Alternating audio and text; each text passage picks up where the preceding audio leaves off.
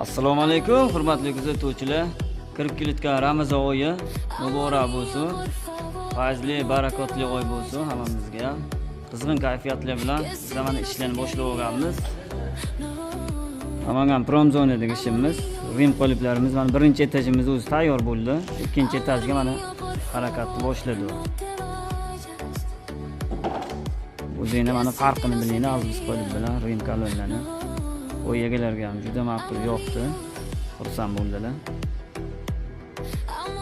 Ishlarimiz avjida kesib turibdi.